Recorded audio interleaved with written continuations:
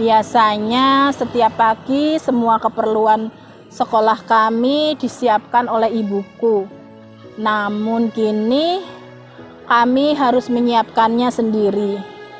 Ayahku biasa bangun jam 10 dan tidak peduli dengan keperluan sekolah kami bertiga. Sehingga kami berangkat sekolah tidak sarapan dan tidak diantar. Assalamualaikum warahmatullahi wabarakatuh. Halo Elin Story Lovers, apa kabar kalian semua? Semoga selalu dalam keadaan sehat, dimudahkan segala urusannya dan dilancarkan rezekinya, serta dijauhkan dari segala musibah, bencana dan mara bahaya yang ada di dunia ini. Sebelum kita lanjut ke dalam story, jangan lupa subscribe, like, komen, dan share.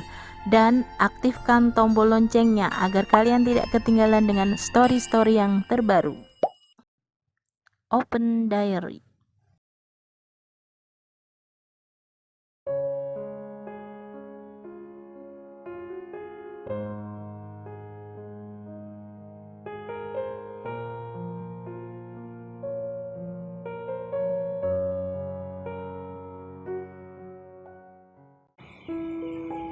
Assalamualaikum warahmatullahi wabarakatuh.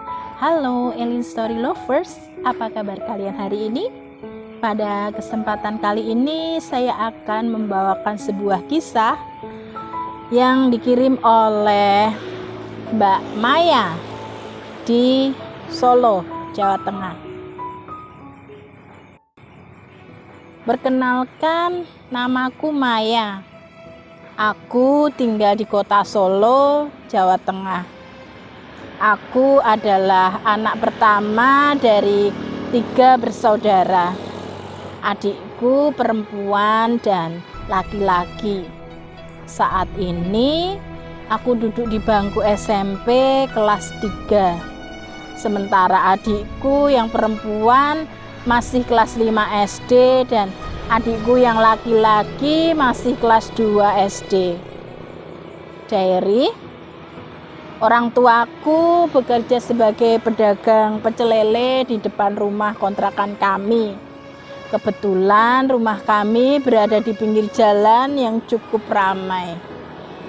Setiap pagi ibuku menyiapkan semua keperluan kami yang akan berangkat ke sekolah. Mulai dari menyiapkan sarapan sampai antar jemput ke sekolah. Kemudian belanja untuk persiapan dagangan pecel lele malam harinya. Sementara itu, ayahku lebih fokus menyiapkan dagangannya. Beliau tidak pernah sekalipun memperhatikan kebutuhan sekolah kami. Semua diserahkan pada ibuku. Diary. Setiap hari sepulang sekolah, aku membantu ayah dan ibuku menyiapkan dagangan pecel lelenya. Hingga suatu ketika saat ibuku sedang membersihkan ikan lele, mendadak beliau jatuh pingsan. Ayahku segera membawanya ke rumah sakit dan kabar buruk harus aku terima. Ibuku tidak terselamatkan jiwanya. Hasil diagnosa dokter, ibuku mengalami pecah pembuluh darah akibat tensi yang sangat tinggi. Diary. Harus aku akui, ibuku orangnya paling malas kalau disuruh minum obat. Aku lihat di atas meja banyak sekali obat-obatan dari dokter yang tidak pernah diminumnya. Diary. Semenjak ditinggal oleh ibuku, kehidupan kami menjadi berantakan. Biasanya setiap pagi semua keperluan sekolah kami disiapkan oleh ibuku. Namun kini kami harus menyiapkannya sendiri. Ayahku biasa bangun jam 10 dan tidak peduli dengan keperluan sekolah kami bertiga. Sehingga kami berangkat sekolah tidak sarapan dan tidak diantar. Aku terpaksa membawa motor ibuku untuk mengantar adikku perempuan yang nomor 2 untuk ke sekolah. Meskipun sebenarnya aku belum boleh membawa motor karena usiaku yang belum cukup umur untuk membawa motor, sehingga belum memiliki SIM. Sementara adikku yang laki-laki sudah tidak diperbolehkan sekolah oleh ayahku. Alasannya ayahku repot mengurusi sekolahnya. Beliau tidak mau repot untuk antar jemput adik bungsuku itu. Sedangkan aku waktunya tidak memungkinkan kalau harus antar jemput adik bungsuku itu. Karena aku sendiri juga harus ke sekolah. Diary, sebenarnya ada budeku yang mau menyekolahkan adikku, namun ayahku tidak mengizinkannya. Aku sendiri bingung dengan pemikiran ayahku itu. Pun ketika ada tagihan pembayaran SPP dan aku kasihkan ke ayahku, beliau justru bilang supaya kami tidak usah sekolah saja, tidak ada biaya katanya. Aku terkadang sedih sekali jika memikirkan nasib kami setelah ditinggal ibuku.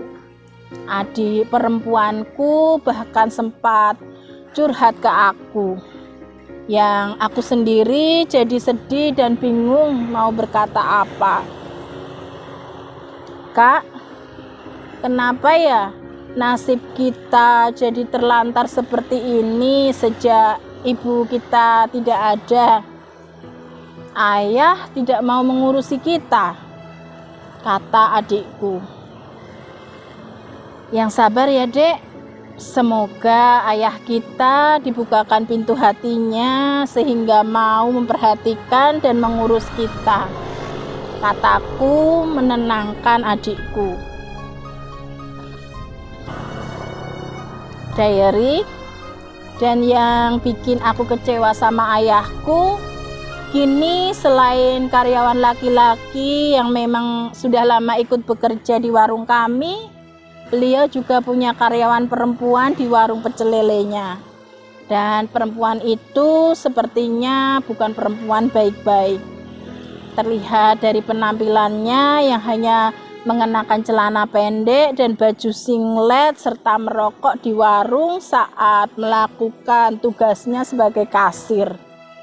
Dan parahnya lagi, setelah warung tutup, ayahku sering minum minuman keras bersama karyawan laki-lakinya. Ya Allah, sampai kapan kami harus menghadapi cobaan hidup seperti ini?